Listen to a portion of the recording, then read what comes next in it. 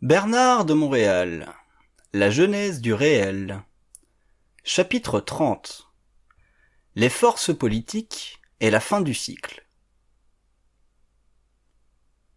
La civilisation moderne subit présentement une lutte entre les forces sataniques et les forces de la lumière.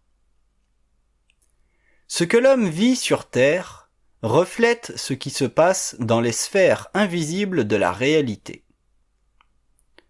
La conscience humaine est trop peu évoluée pour empêcher cette lutte qui se fait à travers l'homme, car ce dernier ne comprend pas encore la nature de la réalité.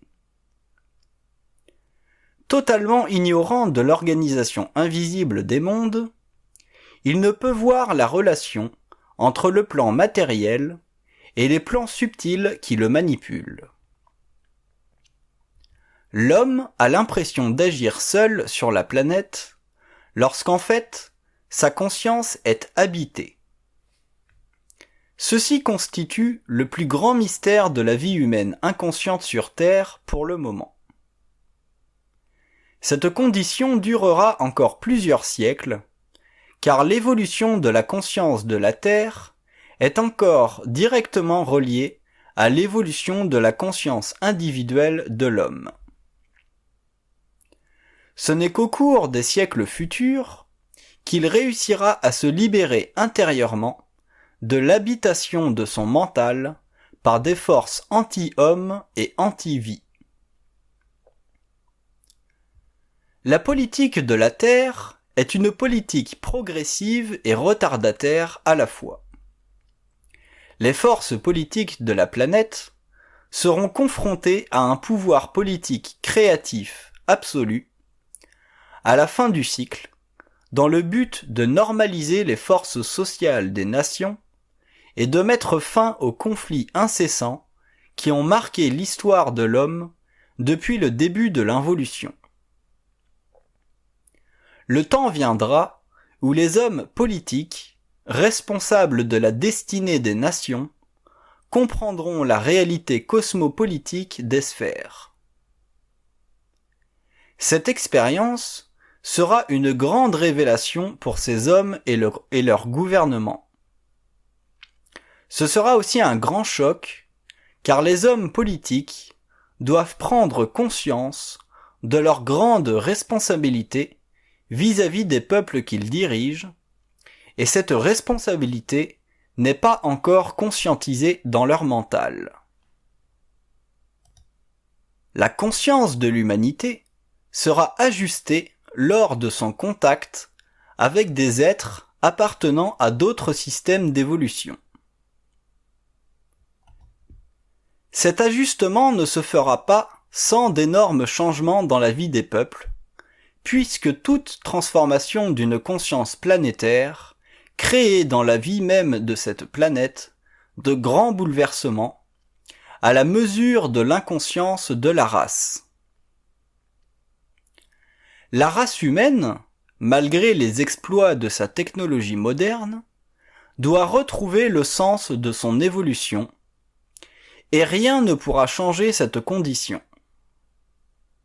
Les forces politiques de la Terre ne sont pas maîtresses du globe au stade actuel de la configuration psychique de l'humanité. L'homme a beaucoup de choses à comprendre, et il les comprendra bon gré mal gré, car l'évolution de la Terre n'est pas entre ses mains.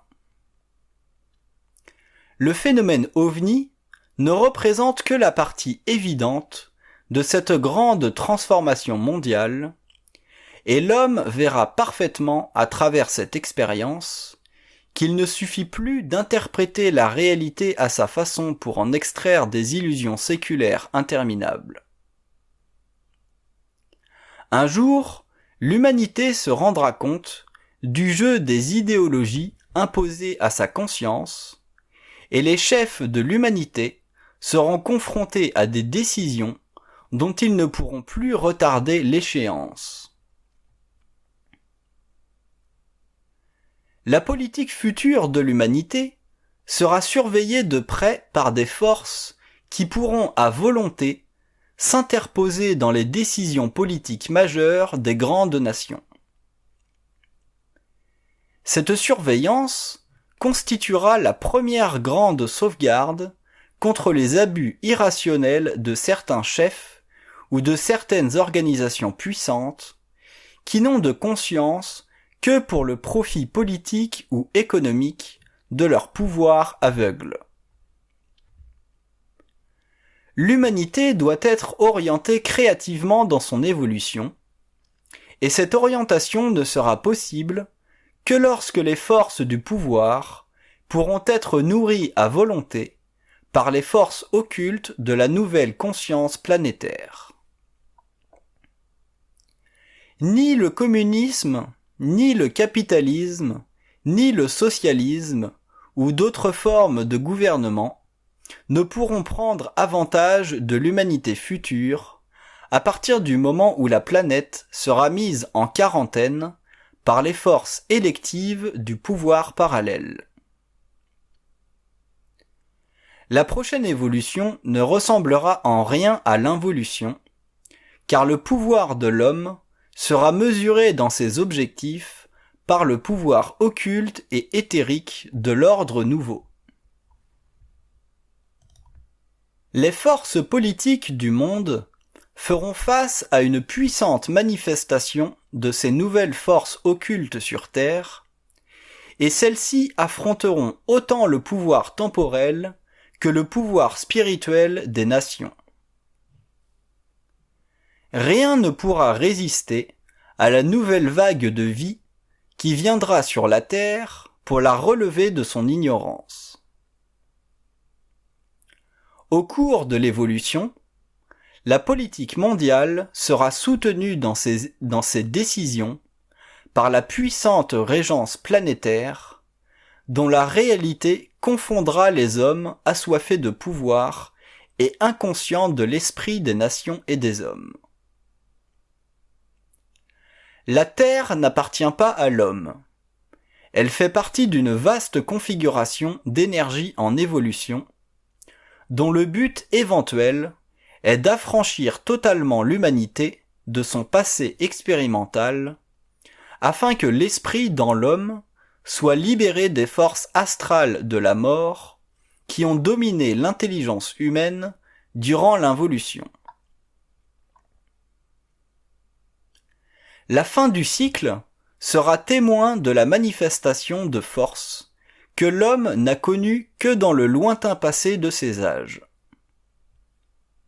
Ces forces se sont retirées afin que l'homme évolue selon un plan universel voilé à sa conscience. Cette période tire à sa fin, et l'homme futur se trouvera encore une fois en présence de ces êtres qui avaient marqué profondément sa conscience raciale.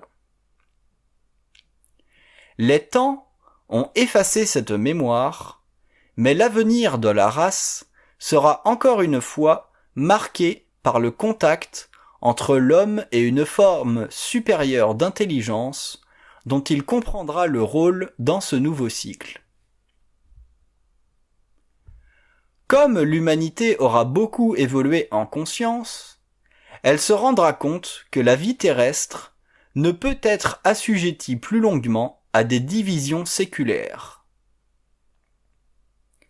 C'est dans ce cadre nouveau de la conscience future que la politique mondiale et la politique cosmique des sphères seront unifiées par une nouvelle forme d'intelligence créative qui éliminera à jamais de la surface du globe les formes abusives et permissives de gestion du patrimoine planétaire. La naissance d'une politique mondiale axée sur le bien-être de l'humanité créera de tels remous dans les systèmes politiques des nations que les hommes prendront conscience de la transformation de la vie sur Terre. Ils verront d'un bon œil la nouvelle évolution selon l'esprit. La politique des nations sera totalement unifiée à l'échelle mondiale et les formes majeures de division seront toutes abolies par le pouvoir de la régence planétaire. Le cycle messianique prendra place selon un plan voilé, connu des initiés et au service de la totalité des hommes. Comme l'astral n'aura plus le pouvoir sur l'évolution de la planète, la politique des sphères et la politique des nations se confondront. Elles seront invitées à participer créativement à ce plan mondial à partir d'un pouvoir politique universel indépendant du pouvoir temporel involutif. La politique mondiale sera unifiée et conviendra à tous les peuples de la Terre après l'apparition massive de vaisseaux venant de différentes régions de la galaxie. La visite impromptue de ces forces contraindra l'homme et ses gouvernements à reconnaître que la réalité est plus grande que la fiction et que l'avenir de la race ne peut plus être dominé par un pouvoir divisionnaire, jeu d'une politique sans volonté et sans lumière. Ceci marquera la fin de la politique polarisée, telle que conçue selon le degré de conscience des peuples et de leurs chefs, et les circonstances historiques qui lui donnèrent naissance. La transformation profonde des systèmes actuels de gouvernement transférera sur d'autres niveaux de vie la responsabilité de voir à ce que l'homme dispose de tout ce dont il a besoin pour évoluer en paix et en intelligence. À partir de ces grands mouvements de vie, beaucoup d'humains seront amenés sur d'autres planètes pour étudier et se familiariser avec de nouvelles formes de gouvernement, plus aptes à remplir le rôle essentiel à ces fonctions vitales et impératives face aux exigences des races en évolution. Aucune aide ne sera apportée au gouvernement de la Terre avant la fin du cycle. L'humanité doit prendre conscience de ses erreurs avant de bénéficier de la lumière qui s'étendra sur la surface entière du globe lors de l'apparition du gouvernement mondial. Le caractère universel de ce gouvernement ne pourra naître de la volonté des nations, mais d'une volonté supérieure à celle des gouvernements de la Terre. L'abolition des privilèges politiques des nations sera à l'échelle du globe, et les hommes qui aujourd'hui dirigent la politique des nations deviendront sans pouvoir personnel.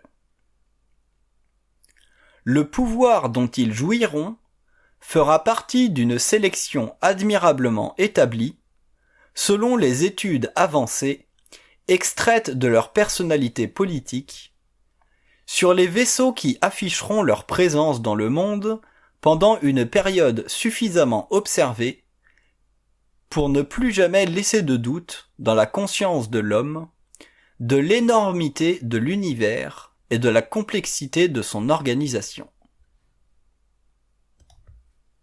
La fin du cycle forcera l'humanité à repenser sa condition afin d'éviter à l'avenir une répétition aussi aiguë d'inconscience. Les forces politiques de la Terre auront épuisé leurs ressources et l'homme verra combien il est impossible d'engendrer de bonne volonté sur une planète divisée contre elle-même. Les perspectives politiques envoûtantes des grands stratèges s'évanouiront devant le drame évident d'une conscience planétaire assoiffée de paix et d'harmonie. Mais les hommes, seuls et sans aide, ne pourront se donner cette paix, car ils ne la possèdent pas eux-mêmes. Elle devra venir de plus haut, et sa force mettra un terme à la domination du pouvoir contre l'homme et son esprit. Les politiques modernes ne pourront plus se retrancher derrière la diplomatie mielleuse des siècles passés. La visite de la Terre par des intelligences étrangères effectuera sur la conscience humaine un bien salutaire, et nul ne pourra renverser les nouvelles politiques de la planète en voie de remaniement mondial. La nouvelle conscience redéfinira la vie des nations et en élèvera la conscience pour que tous les hommes bénéficient, à leur échelle respective, des bienfaits d'une civilisation libérée du joug de l'ignorance qu'entretenait le régionalisme politique. L'influence créative des nouvelles forces sur la civilisation créera une atmosphère de grande détente entre les peuples, les nations et les races, et l'homme de la rue sera le premier à en profiter. L'ordre nouveau sera connu de tous les hommes, et les puissants de la terre ajusteront leurs tirs face au caractère impérieux de l'évolution. Jamais la Terre n'aura été ébranlée dans sa conscience de façon aussi globale, et jamais plus elle ne vivra un tel tremblement. Les forces nouvelles agiront en fonction des besoins de l'humanité entière, sans aucun partage idéologique, à quelque niveau que ce soit. Ce sera véritablement un âge nouveau, où l'homme verra se réaliser les grandes prophéties des anciens à travers les documents dont le message voilé devait protéger l'humanité contre le choc mental du savoir. La fin du cycle fera en sorte que l'humanité se reconstituera un avenir fondé sur de principes politiques libres des forces astrales. L'homme de la prochaine évolution ne découvrira la réalité des plans qu'à mesure que s'élèvera son niveau de conscience. L'activité des forces astrales sur Terre sera neutralisée par l'entrée en vigueur des forces occultes et éthériques de l'homme nouveau.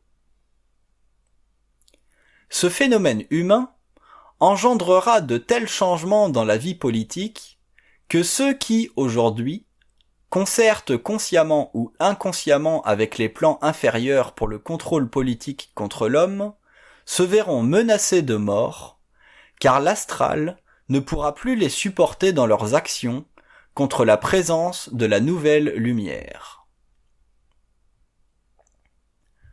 La conception de la vie changera avec le contact extérieur. L'homme sera troublé dans sa conscience, et les nations témoigneront de choses que seuls les sensitifs reconnaissent aujourd'hui comme faisant partie de l'avenir de l'humanité. Autant la science matérialiste a étouffé la conscience spirituelle de l'homme, autant elle pliera l'échine devant les forces occultes des mondes parallèles qui viendront vers la Terre. L'homme ne représente qu'une partie infime des intelligences en évolution, et sa conscience mentale sera élevée pour qu'il reconnaisse que la vie de sa race ne dépend pas simplement de son libre arbitre, tel qu'il a été amené à le croire au cours de l'involution pour des raisons d'évolution psychologique. Les gouvernements de la planète seront élevés en fonction universelle, les temps nouveaux feront de l'homme un être dont la valeur de vie sera absolue. L'hypocrisie politique sera éliminée par une main de fer. Jamais les hommes n'auront connu si grand déploiement de puissance créative sur le globe, et la majorité des hommes ne comprendront pas ce qui se trame dans les sphères du pouvoir. Mais ils sauront qu'un nouveau règne est descendu sur terre, et que les assassins de l'homme seront pourchassés sans pitié pour leurs crimes contre l'humanité. Car les forces de l'ordre nouveau seront libres d'agir selon les lois de vie insensibles à la coloration émotive qui a rendu l'humanité victime de pouvoirs excessifs au cours de l'involution. La conscience des nations évoluera rapidement sous l'effet de la transparence des forces politiques occultes. Elle sera fortement propulsée par la matérialisation de races venant des univers parallèles, monde plus avancé dans la science politique des globes. L'interpénétration de deux niveaux de vie créera le choc nécessaire à l'amélioration de la conscience politique de la Terre, dépourvue maintenant de volonté politique créative et intégrale. La conscience politique des peuples de la Terre, selon les modes anciens tels qu'appliqués dans le monde, sera accélérée par des lignes de force qui renforceront l'interdépendance des cultures et des systèmes de valeurs liés à l'infrastructure expérientielle des peuples. L'esprit des nations sera élevé en conscience et permettra une accélération des développements économiques, politiques et scientifiques dont a besoin la communauté internationale pour exercer son droit d'appartenance à l'évolution des systèmes galactiques. La conscience des nations ne tient aujourd'hui qu'à la mémoire des peuples, alors qu'elle devrait être fondée sur la science et la conscience de systèmes plus évolués, dont l'expérience évolutive s'est perfectionnée au cours des âges, alors que la Terre n'était qu'à ses débuts expérientiels. La Terre a grandement besoin d'un choc psychologique pour se sortir de son sous-développement, de plus en plus axé sur la violence, qui détériore la fabrique sociale à tous les niveaux. Cette violence cessera lorsque l'homme aura réalisé qu'il n'est pas le seul être dans le cosmos et que les sphères surveillent de loin son évolution. L'élimination de la violence sous toutes ses formes exigera que l'homme prenne conscience de la dimension spirituelle de son existence, dimension qui dépasse l'aspect purement religieux. La connaissance des mondes en évolution, à cause de leurs différents degrés de réalité et de perfectionnement relatif, crée dans l'esprit de l'homme une conscience réflexive incapable de supporter l'idée des mondes parallèles sans la spiritualiser, car le mental inférieur est fondé sur la conscience de la mémoire ancienne. Or, cette mémoire ne fait pas partie de la réalité universelle des mondes, mais de l'inconscience face à la multidimensionnalité des univers en évolution. La violence sur Terre, dans sa forme la plus primitive, tire sa force de l'inhabilité de l'homme à pouvoir supporter mentalement la relation intelligente, télépathique et éthérique entre le plan matériel et les plans subtils. Ceci constitue, absolument parlant, un degré supérieur de vie en instance de communication mentale avec le sien, et pouvant le préparer à passer de l'involution à l'évolution de la conscience de la matière, c'est-à-dire à la conscience des autres plans de vie qui constituent la grande réalité universelle des mondes en évolution. Le problème fondamental des forces politiques sur Terre est relié à l'impuissance des gouvernements dans leur rôle face à l'éradication de la violence, alors que celle-ci traduit l'expérience de l'homme en une lutte constante pour la survie de l'espèce. La violence existe sous toutes sortes de formes, et les gouvernements seront appelés à prendre conscience qu'elle doit être abolie à tout prix si les nations veulent évoluer au-delà du besoin primaire de la survie nationale. Le contact entre la Terre et les intelligences d'un autre temps forcera l'humanité à se reconstruire psychologiquement et psychiquement, puisque le choc culturel que créera cette intervention créative dans la conscience de la Terre fera craquer le moule de l'involution. Les nations se feront secouer et le réveil sera difficile, car les hommes ne sont pas encore suffisamment près de leur réalité intérieure pour absorber intérieurement un tel choc. D'ailleurs, le contact entre le temps de la planète Terre et d'autres temps ne se fera que dans la mesure où l'humanité en aura grandement besoin et sans condition. Les forces politiques de la Terre seront éveillées à la multiplicité des mondes et à l'interdépendance des plans de vie.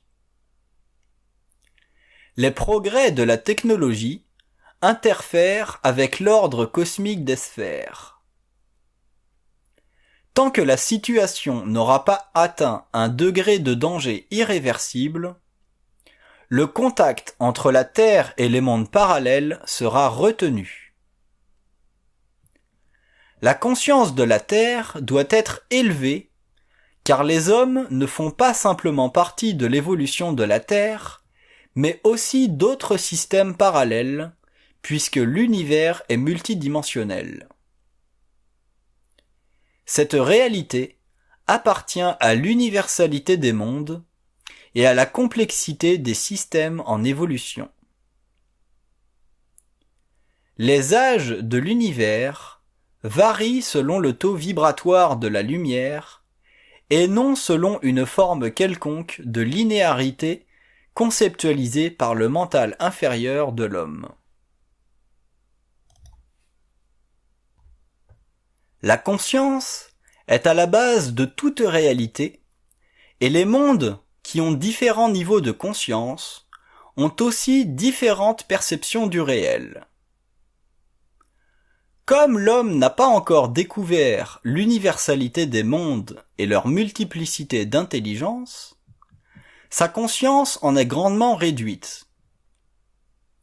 Les conséquences d'une telle condition font de lui un être à conscience expérimentale, alors qu'il devrait vivre comme un être créatif à la mesure de la puissance d'une science universalisée. La prochaine époque élèvera la conscience politique des nations suite au choc que vivront les peuples lors du contact entre la Terre et les autres planètes. Il existe sur le globe, aujourd'hui comme hier, des êtres suffisamment évolués pour bénéficier dès maintenant du travail déjà commencé sur d'autres plans de vie. Ces hommes manifestent une grande soif pour la connaissance intérieure qui sera rassasiée avec le temps, mais qui sert actuellement à favoriser le développement de certains centres d'énergie supérieure et dont le but est d'aider au plein épanouissement de la personnalité jusqu'à ce que l'être découvre sa personne réelle. Un de ces centres de force puissants sur la surface du globe constitue le point de départ de la prochaine évolution de la conscience humaine. Alors que les autres centres préparent l'homme à un éveil de la conscience spirituelle, le dernier centre d'énergie manifesté sur le globe en 1969 a terminé l'involution. Il projettera l'homme dans une courbe nouvelle de l'évolution, en donnant naissance à un être intégralement nouveau sur le plan de la conscience et de l'identité personnelle. Ces hommes nouveaux seront préparés pour absorber le choc culturel de la Terre et construiront le pont entre l'homme et les intelligences d'autres parties de l'univers. L'évolution de la politique des nations et de leurs forces sociales sera grandement affectée par la présence créative de ces nouveaux êtres, car le pouvoir de leur conscience nouvelle leur permettra de vivre un contact direct avec d'autres niveaux de vie en évolution. Mais la chose est impossible sans préparation antérieure. Les forces de vie venant d'autres mondes ne répondent pas à la réalité que l'homme se fait du cosmos. Ces êtres ont déjà éliminé de leur expérience ce que l'homme trouve aujourd'hui difficile d'intégrer créativement à la sienne. Voilà pourquoi l'évolution des forces politiques ne représentera une caractéristique mondiale que le jour où l'homme réalisera que la Terre fait partie d'une réalité qu'il devra comprendre en fonction de sa propre évolution personnelle. Si les forces sociales n'ont pas réussi à transformer la conscience de la Terre, c'est que l'homme ne peut évoluer qu'à partir du développement intérieur de sa conscience, le développement extérieur ne faisant partie que de la dimension planétaire de sa vie matérielle. Tant que les forces politiques de la Terre ne se seront pas enlignées sur une courbe d'évolution dont l'intelligence dépasse le plan idéologique, les hommes demeureront esclaves de ces forces et la violence continuera à restreindre l'évolution de la conscience des peuples et à freiner le développement spirituel. Les forces politiques de la Terre subiront une pression interne lors de la manifestation de la nouvelle conscience sur le globe. Cette pression poussera les gouvernements à agir en conformité avec les principes supérieurs de l'évolution. Autant l'homme involutif fut obligé de se suffire à lui-même, autant l'homme nouveau travaillera avec des forces dont la puissance créative générera sur Terre une nouvelle volonté fondée sur le principe de l'intelligence au service de l'homme et de sa civilisation. Mais les forces politiques de la Terre n'agrandiront leur visée que lorsque la situation planétaire aura suffisamment été abrutie par le conditionnement social de l'involution. L'humanité n'avance que par crise. Les forces politiques futures n'agiront plus seules et elles seront supportées dans l'ombre par une volonté politique supérieure qui permettra une intégration à l'échelle mondiale des travaux nécessaires à l'élévation de la conscience des nations. L'évolution de cette conscience nécessitera, à un certain moment de l'histoire, une infusion totalement nouvelle d'intelligence.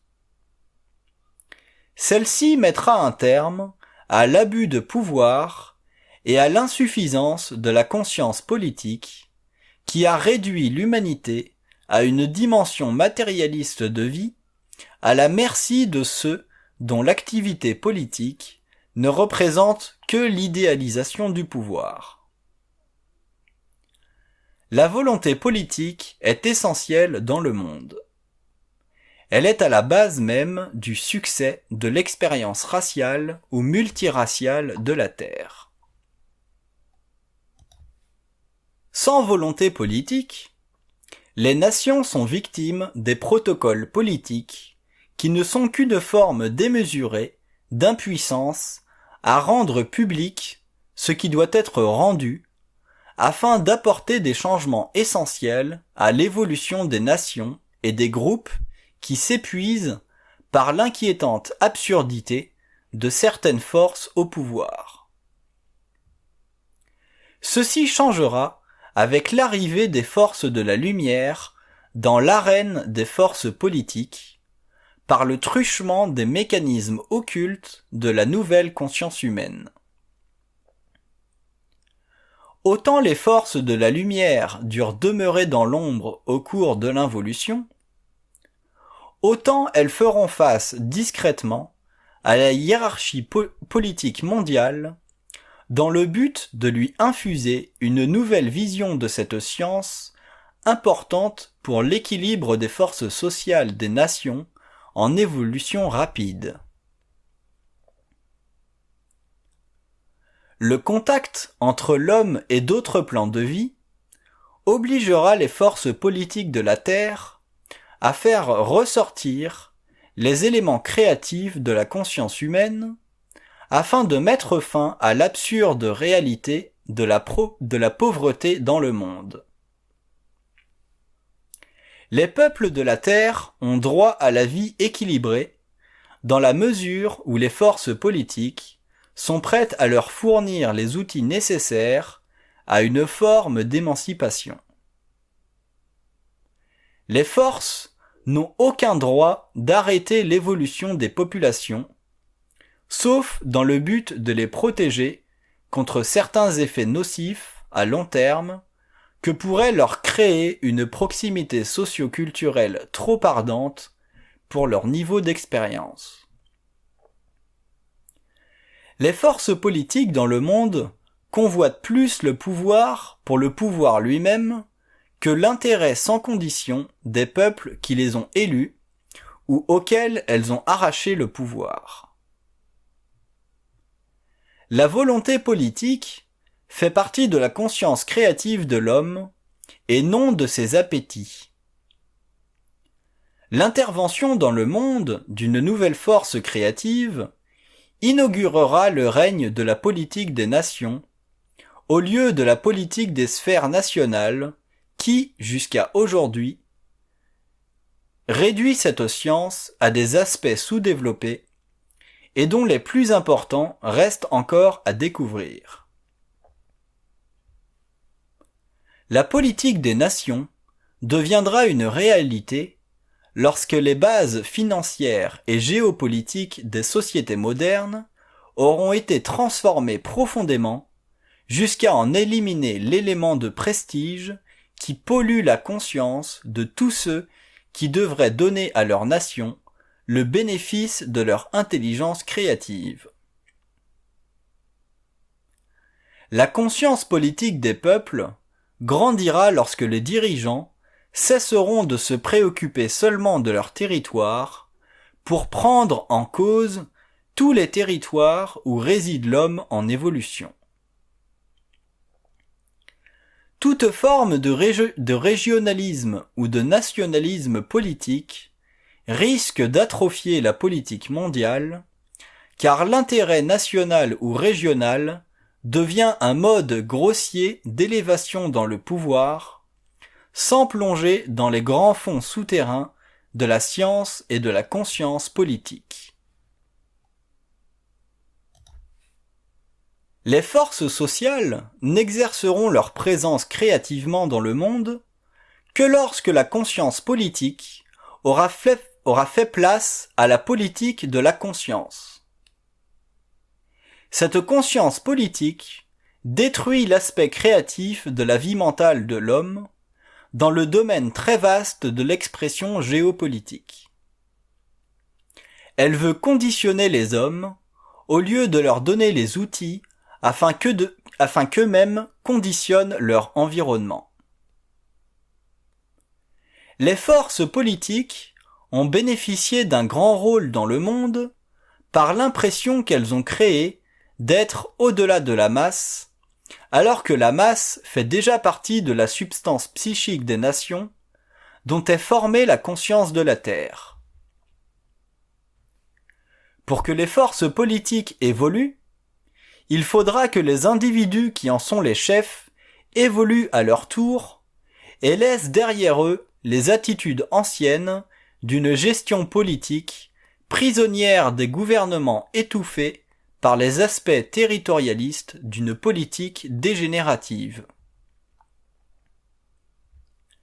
Les gouvernements de la Terre, dans l'ensemble de leurs conventions internes, n'ont pas suffisamment de force mentale pour éliminer de l'expérience des nations les facteurs nuisibles à l'évolution de la conscience des peuples, car trop d'ambition personnelle ternit les rapports étroits que devraient connaître ces gouvernements avec les peuples dont ils gèrent la destinée. Voilà d'ailleurs pourquoi les peuples n'affectionnent plus leurs chefs. Ils ont été depuis trop longtemps asservis à différentes mentalités qui ont prouvé historiquement que l'homme politique n'est pas à la hauteur de son rôle, sauf dans certains cas particuliers où ces hommes et ces femmes, malgré leur grandeur, ont démontré au cours de leur mandat certaines faiblesses nées d'une vision encore trop étroite de la politique mondiale planétaire. Tant que les hommes politiques n'auront pas compris ce que veut dire conscience politique, ils ne pourront exercer de volonté politique, car les institutions dont ils font partie blanchiront le rôle créatif de l'intelligence, dans l'espoir que tout s'arrangera avec le temps. Mais rien ne s'arrange avec le temps. Tout ne fait que devenir plus complexe. L'évolution de la conscience sur Terre créera des bouleversements considérables dans la conscience des nations. Les forces politiques tenteront de résister aux grands changements imposés par les nouvelles forces de vie qui élèveront la conscience de la Terre. Ces mêmes forces voudront continuer à travailler selon les anciens modes politiques, alors que l'évolution de la conscience des peuples demandera une conversion intégrale des anciennes mesures qui n'ont fait que desservir l'humanité, tout en lui présentant des formes de plus en plus attrayantes, mais vides de vie sociale. Les forces politiques de la Terre devront instruire créativement les nations de leur rôle pour que les peuples travaillent avec les gouvernements au lieu de travailler contre eux. Tant que les nations ne travailleront pas en harmonie avec les gouvernements, un déséquilibre continuera à se créer dans la mentalité des peuples. À long terme, celui-ci fera de ces nations des centres troublés de vie dont l'individu ne pourra s'extirper que par une volonté très forte de survie. La nouvelle évolution apparaîtra sur le globe dans un mode qu'il ne convient pas encore de définir au-delà du réalisme politique connu de nos jours, car la science politique n'existe pas encore sur Terre. Une telle conscience ne peut naître que dans la mesure où les hommes auront pris conscience d'une puissance au-delà de celle des nations actuelles. Les peuples de la Terre, aujourd'hui, sont inconscients des autres formes de vie en évolution dans la galaxie, et pour cette raison, la conscience politique des nations ne peut naître. Une telle conscience demande un choc de réalisation qui ne peut venir que de l'exclusion de la conscience politique de la gestion des affaires terrestres à une échelle mondiale.